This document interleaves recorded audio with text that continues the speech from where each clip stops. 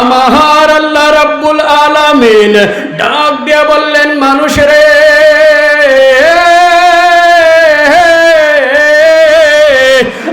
পৃথিবীর মানুষ, তোমরা আরো ভালো করে বুঝে নাও।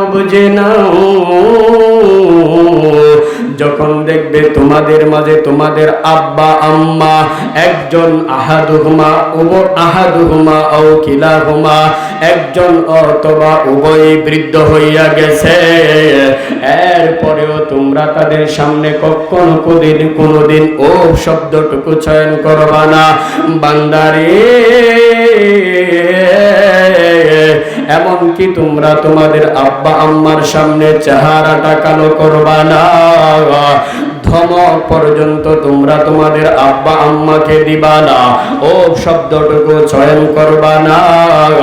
বান্দারে, তোমার আব্বা আম্মাকে ধমকও দিবা না, বরং তোমাদের রব ঘোষণা কইরা দিছেন, তোমাদের বৃদ্ধ আব্বা আম্মার সাথে বাবা মার সাথে যখন তোমরা কথা বলবা, অবশ্যই সম্মান দিয়ে কথা বলতে হবে।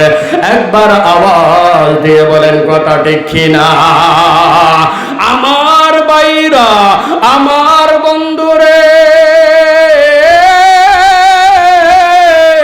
হযরত আবু হুরায়রা রাদিয়াল্লাহু তাআলা আনহু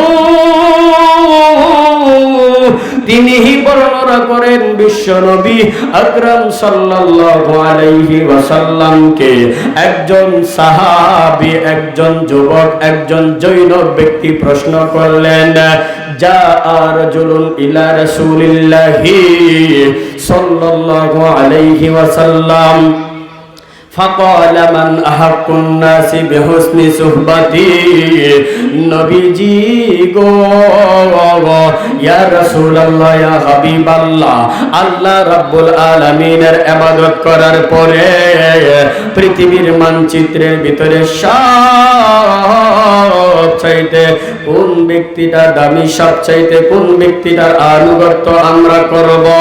আমার বাবাজি,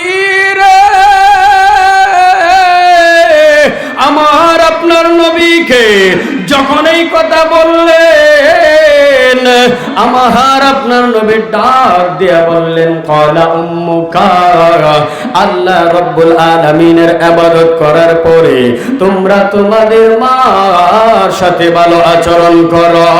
একবার আওয়াজ দিয়ে বলেন না সুবহানাল্লাহ।